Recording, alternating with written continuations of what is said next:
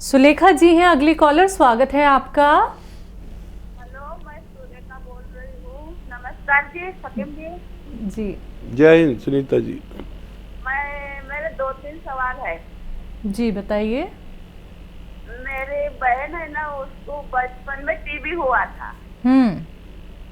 तो उसको नहीं क्या अभी ऐसा कफ रहता है, अस्थमा जैसा। तो उसको उसके लिए दवा कौन सी है तो वो बताओ। ठीक है।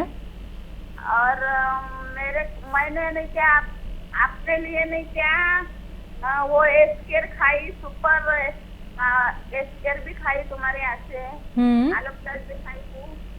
अभी गोंसिया चल रहा है मेरा।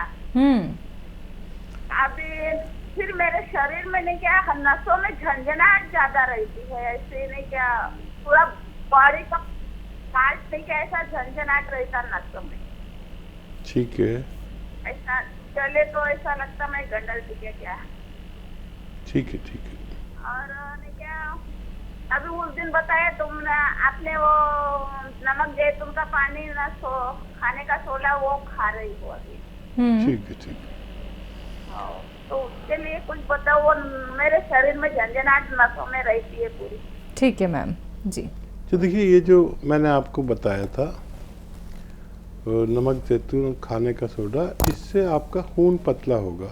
खून पतला होगा तो खून आसानी से बहेगा और झंझनाहट ख़त्म हो सकती है। गौरसिया से आपको फ़ायदा है तो आप काबिल मुबारकबाद हैं और बहुत जल्द आप अच्छे हो सकते हैं। और क्या सवाल था? जी, अस्थमा जैसा रहता है इनकी जो बहन है और कफ की शिकायत बहुत रहती है। हाँ, देखिए, जिसको भी टीबी होती है उसके लंग्स यानी फेफड़े इम्प्रेस हो जाते हैं। अब टीबी का इलाज तो हो गया लेकिन फेफड़े का इलाज नहीं हुआ, तो माजून आर केयर आप उन्हें दें।